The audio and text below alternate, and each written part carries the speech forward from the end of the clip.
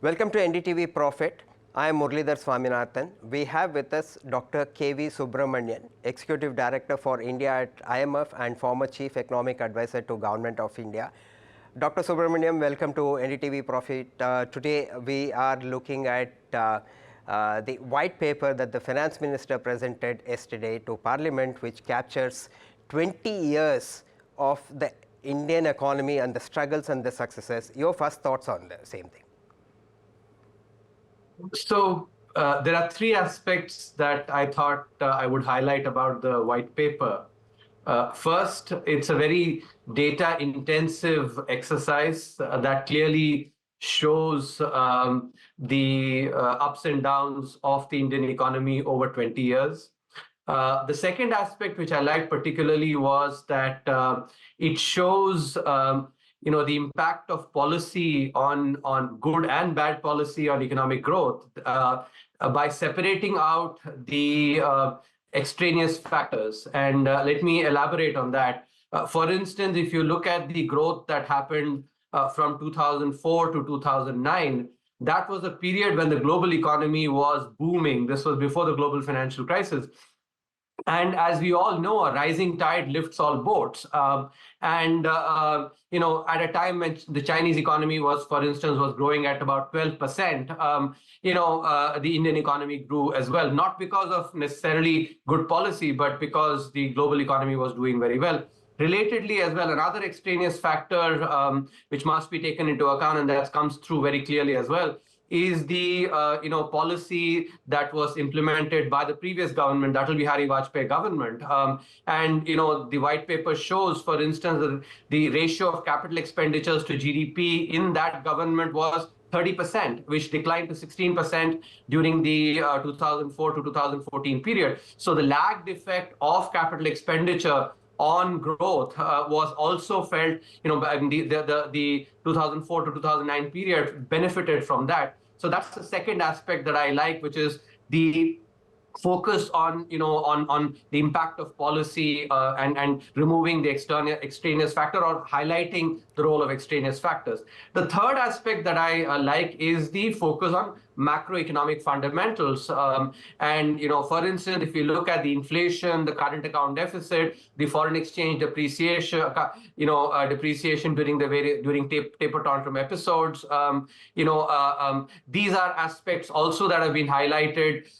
For instance, the average inflation was close to 9% in the 2004 to 2014 period, while it's been about 5% in the period since then. If you look at the currency depreciation in the 2012 taper tantrum episode, it was close to 15%, while it's been less than 1%, about 70 basis points in the 2021 episode. And I think related to that, I want to highlight is also the way the two crises in these periods have been handled. Last 20 years have seen two big crises: the global financial crisis and then COVID crisis, once in a century pandemic.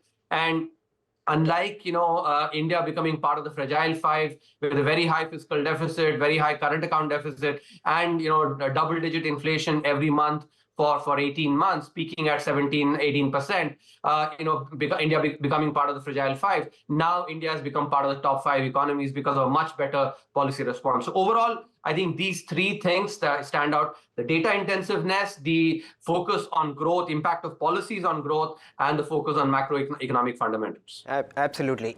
So that's a very interesting aspect to compare the two. Though, of course, the document presented by the Finance Minister lists 46 items which were not managed properly at that time, or which went out of control, as opposed to some 40-odd items where the current political regime has done very well. But that's a political argument. Let me focus on the economics or the economy part of this. The global crisis, let me take our viewers back. The effect by the end of 2007 till about 2010-11, I think was unprecedented. It's something that we have not seen in this modern era. It's absolutely, did not spare any country, but it would have been very tough to manage, but still we got away with small bruises. How would you respond to it?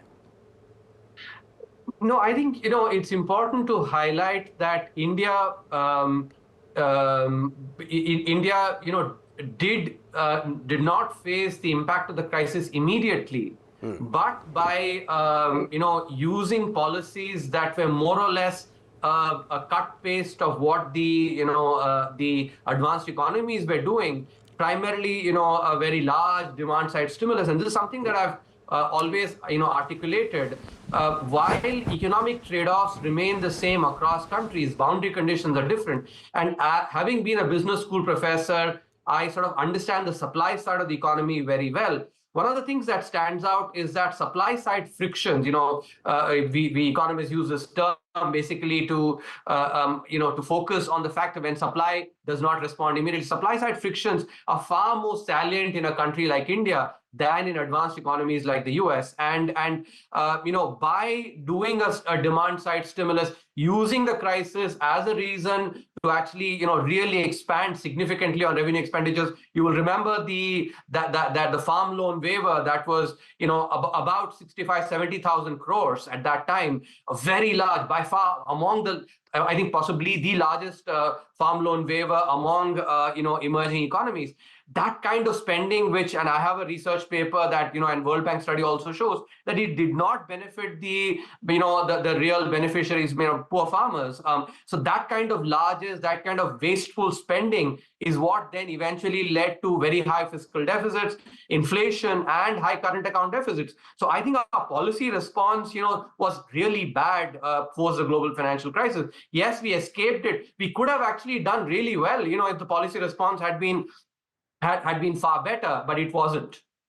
Right. Okay. So I really agree with the point that almost 65,000 crore was given away in the form of doles to the farmers. But then I guess that was the need of the hour. But whatever the intention might have been, the benefits did not reach. Now, of course, because of the digitalization of the economy and financial inclusion, people are getting what they deserve. Let me now fast forward a little bit, say 10 years from there. Two of the biggest problems that we had, again today is the pandemic, followed by the adverse global situation that we are facing, which roughly started by say 21 end or so. You were there at the helm of the economy in terms of advising the government and the Prime Minister. That would have been a tough period. How did you manage that time frame? So Murali, before I respond to that question, I think our viewers need to understand, I do not agree that it was the need of the hour. I think if we look at the capital expenditure spending that had been done in the previous government, the Whitepaper government, you look at the capital expenditure spending that's been done from 2014 onwards, contrast it to the 2004 to 2014 period, I think it's very clear that actually that the 2004 to 2014 period, the government then believed far more in doles, and I think and not necessarily the need of the hour. Because if you look at, for instance, revenue expenditure, it grew at an annual rate of over 14% during the 2004 to 2014 period, while capital expenditure basically grew only at about 5%. In contrast, in the current period, it has grown at 17.5%. And let me now tie in with the question that you mentioned. Look, during COVID, every advanced economy just did a demand side stimulus. So using that, this government actually could very well have said it is the need of the hour and just that done revenue spending and offered that as an excuse. But it did not, and instead focused on capital expenditures. And that's where I come back to, I think a key point that our viewers need to understand is that when governments spend on capital expenditures, a rupee that is spent on capital expenditure, to the economy, anywhere between 4 to 5 rupees gets added, in 4 or 5 years. In contrast, when a rupee is spent on revenue expenditure, only 94 paise gets added to the economy. In other words, 5 to 6 paisa gets wasted, gets lost, and that's a kind of multiplier. So this is a choice that governments make. The Whitepaper government, before 2004, made the choice of spending on capital expenditure. 30% of GDP was spent by the then government. In contrast, from 2004 to 2014, the choice was made to do, to give doles and revenue expenditure. So I think we have to be very careful to not give a free pass to governments that do not spend taxpayers' money well, which is what was the case with 2004 to 2014. If after all it is our money, and we should be asking if you're taking our money and by spending 1 rupee and accumulating only 94 paise for the economy. In contrast, you could have actually accumulated 5 to 6 rupees by spending on capital expenditure. I think the taxpayer has every right to ask the question: why would a government make such an inferior choice to actually the superior choice of spending on capital expenditures? Let me focus on the crisis that we had during pandemic, and you came out. Yet you brought out you were the architect of the $5 trillion economy paper. Now, since then, what has gone wrong? What's coming in the way of us achieving, and how long will it take? Let me, highlight for the benefit of our viewers the important difference in the policy response that we had during COVID compared to the, policy response, our own country's policy response during the global financial crisis, and compared to the the advanced economies policy response during COVID. In March and April of 2020, we identified very clearly that the COVID crisis, because it was a once in a century pandemic. The previous pandemic of this nature was the Spanish flu pandemic of 1918. This will have impact on supply. The key question was because for the first time, governments were asking their citizens to stay back at home. And we then assessed that there'll be an impact on supply. Therefore, what we did was a very balanced response on the supply and demand side, with demand side stimulus being very targeted to the poor and vulnerable sections, and not just like the 65,000, 70,000 crore farm loan waiver that was very poorly targeted. And I think the economy now is reaping the benefits of that, because you have to keep in mind that unlike demand side stimulus, where as soon as a check is given, let's say, or money is deposited in the bank accounts, people start spending it, demand gets perked up. But supply actually takes time. Unless you anticipate with foresight and start building these assets, it takes time to build the assets, and supply takes time. And that's where India benefited from identifying the crisis very clearly.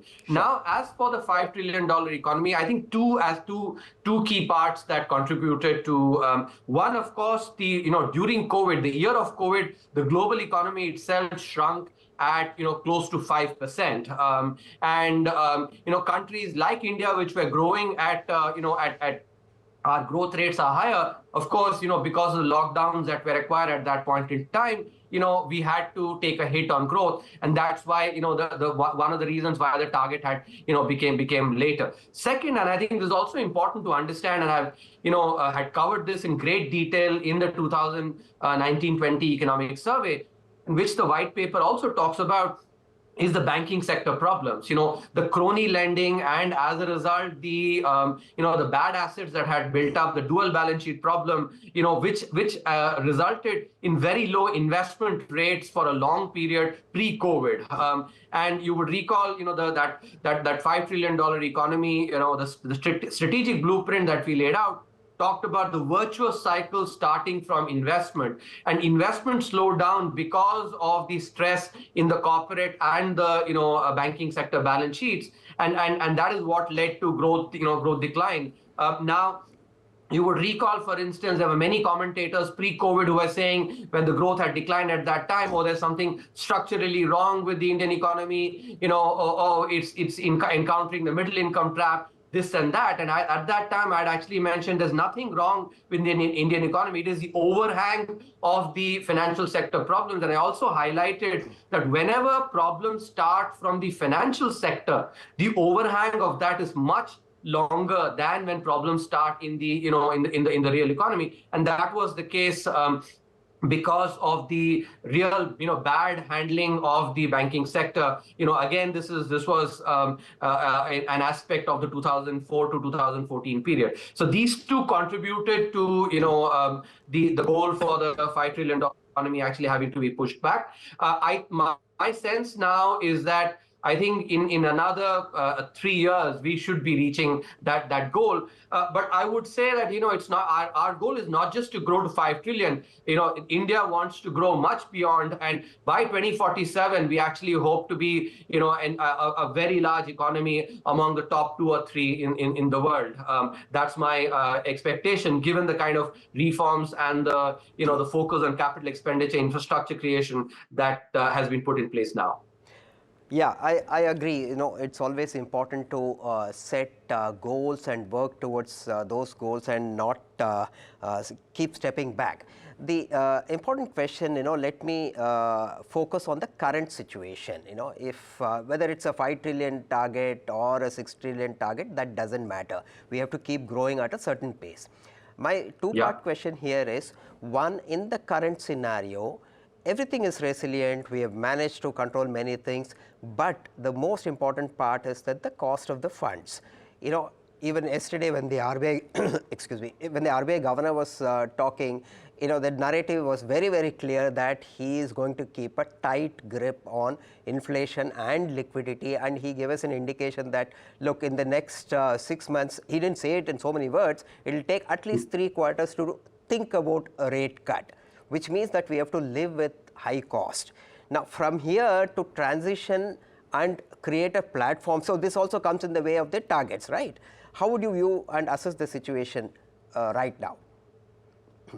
So I think, what you've highlighted, Murali, is a very important point. And I actually will, read that question in a broader perspective. In general, in terms of bank lending, one of the aspects that, most of us, especially financial economists, reckon is that if we want growth of X, in the economy, credit, typically, and especially credit for investment should be growing at about 1.5x.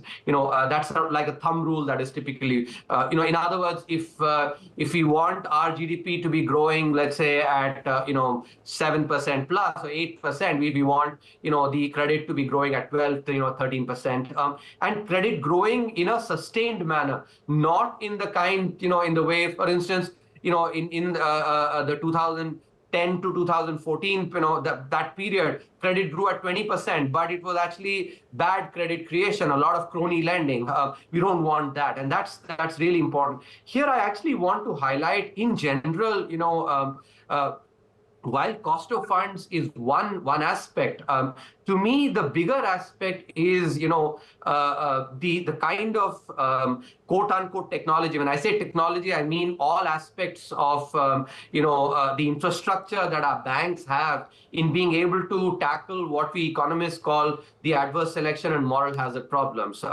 Whenever a bank lends to a borrower, be it a corporate borrower or a retail borrower, what they have to be worried about is credit risk. And that's where the adverse selection and moral hazard problems come in. And here, I think, if we look at not just in the last few years, but look at a longer period, if you take India versus South Korea, in the 1960s, let's take 1960 and let's take 2020. In 1960, private credit to GDP ratio in India was 8%. And in South Korea, it was 6%. In other words, South Korea was lagging behind us and South Korea also actually nationalized its banks, by the way. Wasn't necessarily because of nationalization. But if you look in 2020, the private credit to GDP ratio of South Korea is close to 180%, while India's private credit to GDP ratio is only 58%. You can see, in other words, they've actually more than 3 times, in terms of the lending that they've done. And where have these loans gone? South Korean firms, especially in manufacturing, have gotten a lot of credit. South Korean firms that do a lot of exports got credit. And therefore, today, if when we think about cars, we actually think about buying, let's say, a South Korean car, maybe a Daewoo or Hyundai, etc.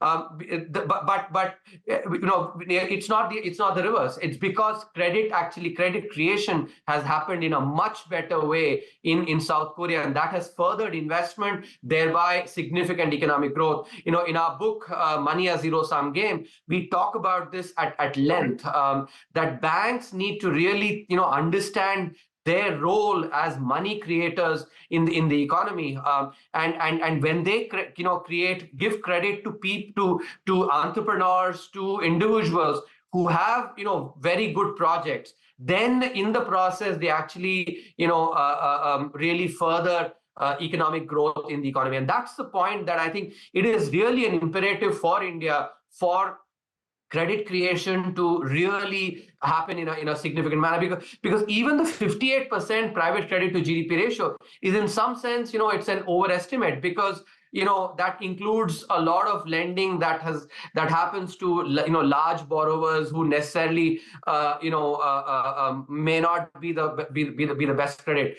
For instance, if you look at some of the individuals that still do not get credit in India, there's a large section who are credit rationed. So these are aspects that we need to be focusing on. To me, the cost of capital is actually only one part, because I know of relatives of mine who would be willing to pay 11-12%. And they basically run small businesses. They would, if a public sector bank is willing to lend to them, they'd be more than happy to pay that 11-12%. In other words, at the margin, the cost of capital matters, but I think far more what matters is actually credit creation, especially to those who haven't gotten credit from the from the formal financial sector. I think that's the issue that I would really highlight. For India to grow at, let's say, 8%, consistently high quality credit creation has to happen at 12%, 13%, per annum, and this is where our banks need to be investing far more in technology, in being able to assess credit risk very well, and tackle the adverse selection and moral hazard problems of borrowers. Absolutely. Credit creation to create assets and create growth or generate growth is very important, but very peculiar situation is happening right now in the Indian financial sector, though the RBI steps in at the right time and tries to control them, is the diversion of funds through unsecured loans, which has really gone into the stock markets, gone into speculation. That diversion is happening and the RBI is trying to control that part, and that's one of the problems that emanates whenever you have this kind of a cycle. The next bigger question, Dr. Subramanian, is that can I respond to that? Yeah, Murli, sure, I think sure. I think again here I will be a little bit more nuanced on this. See, if we look at, yes, in India, about 90% or more than 90% of credit is secured credit. But today we actually have the account aggregator, we have the entire public digital infrastructure. So I think this notion that credit has to be only secured using some collateral, physical collateral, I think needs to be gotten over with, because you have to recognize that about 60% of our GDP is contributed by the service sector, and the service sector doesn't have physical assets. What banks should be thinking about is ways to really address credit risk. They should be able to assess borrowers properly when they come, using data and artificial intelligence, machine learning, etc. And after they've given their loans, they need to be monitoring the borrower properly so that they the borrower repays. Collateral is only one way of doing that, but collateral is not the be all and end all of credit creation. And I think that is important to understand. This notion that credit can only be secured, secured loans, I think is something that India has to get over if we really have to enable credit creation for our entrepreneurs and for the service sector in the economy. Yeah, okay, that's so I'm coming to the most crucial aspect. If time permits, one more question I can take is the current situation. If you look at the fiscal discipline path that the finance minister has set, and of course this particular interim budget stands out simply because there is no populism in this budget and fiscal discipline as set. So if that is the case, from here to the target, let's take 3 years, for instance, for us to get to, let's say, under 4% of fiscal deficit, what is it that we need to do? So here again, let me, for the benefit of our viewers, I think it's important to understand that these numbers like 3% of GDP, as fiscal deficit of 4%, do not have a very strong economic argument backing them. Our viewers need to understand that, this 3% fiscal deficit number, or even the 66% debt to GDP ratio actually comes from the Maastricht Treaty, which you would know very well, Murli, was a political union. It was basically the European countries, coordinating their fiscal policies, to ensure a monetary union. And that's where they decided, okay, 3% fiscal deficit, to 3% to GDP fiscal deficit, and 66% debt to GDP. But, that was for a continent like Europe, where they've built their infrastructure, and the potential for growth for them is actually maybe, 1%, 1.5%, not more than that. India, on the other hand, actually has far more infrastructure to create, where the sovereign needs to invest, and our growth potential is basically at 7% at least. So copying some of these notions, 3%, 66 fiscal deficit, and 66% debt to GDP, I think is not right. What is important, and this we covered in great length, in the chapter 2 in the 2020-21 economic survey, which was titled, does growth lead to debt sustainability or vice versa? What we showed there is that as long as the R minus G differential, this is the difference between the average cost of borrowing for the fisc, which is R, the nominal rate of borrowing, and the nominal rate of growth, as long that is sufficiently negative, more negative than the primary deficit, then debt sustainability is not a problem. In other words, debt sustainability will come down. And if you would recall, if you go and check some of the scenario analysis that we had presented at that time, we had said that yes, during COVID, the debt to GDP ratio will go up. But because the R minus G differential is quite negative for India because of the high growth potential, debt will come down, debt to GDP will come down, which is what has exactly happened. After increasing to about 85%, it has come down to 81%. I think this is a very important point. Now let me, this conceptual point having been clear, let me answer your question. Yes, the fiscal consolidation path that has been announced by the government in the budget, interim budget, is I think absolutely credible, because not only have they managed to, to restrict deficit at 5.8% for this year, but they've also projected at 5.1% for the coming year.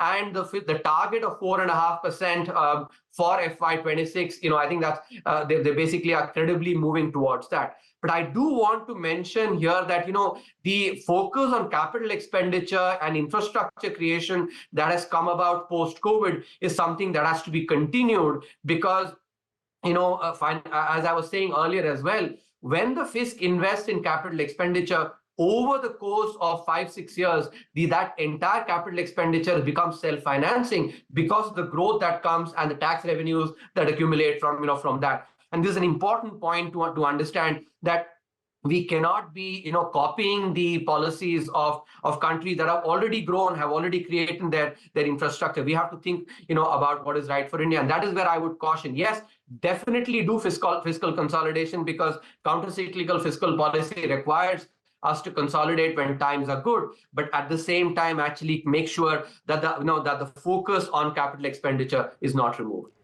Which is true, which is what I think the rating agencies, the global rating agencies, are not recognizing, and they are not willing to change, which we have been talking at length, over the last 2 months. Everyone else, whether it's a JP Morgan index or MSCI index or the FPIs, they're all pouring money.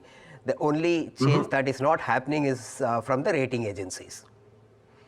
Indeed. Let me, I have absolutely no hesitation in mentioning, Murli, that the rating model that the sovereign rating agencies have for sovereign rating is a flawed model. And as a financial economist who taught this for a living, when you think about the credit rating is finally just a one-to-one mapping to the probability of default. And what is the probability of default a function of? It's a function of two things. It's the ability to repay and the willingness to repay. When you take willingness to repay, India's never ever defaulted on its obligations. Even in 1991, when we faced our worst balance of payments crisis, we actually shipped gold to the Bank of England and to the Bank of Japan to actually borrow foreign exchange from them for our imports. So our the willingness to repay is gold standard. Now, when it comes to ability to repay, I've already mentioned that our tax revenues and the growth rate actually is much higher than the nominal rate of borrowing. So, and most importantly, 100% of our of the debt is rupee denominated. We have not gone and borrowed in foreign exchange, foreign currency like the Latin American countries did, or some of our neighbors have done. And therefore, our ability to repay is also gold standard. And that should be the way ratings should actually be looked at. In contrast, what we have with the sovereign rating agencies is a flawed empirical model that puts an extreme amount, a very high amount of weight on GDP per capita.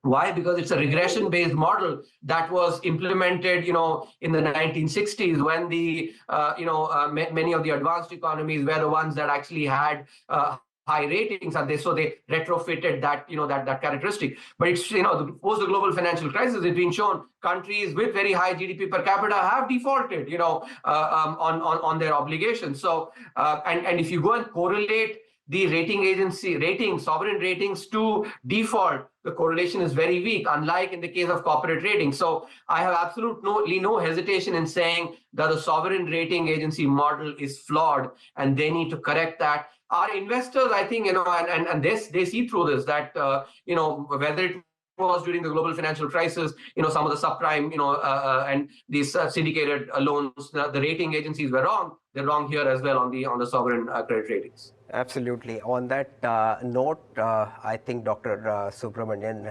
you have hit the nail on the head when it comes to the rating agencies not recognizing us, and we have to do what we have to do to reach the target. Thank you so much for joining us and taking our viewers through your thoughts on the economy, on the growth, and the comparison of the previous government and the current government and the way forward. Thanks once again.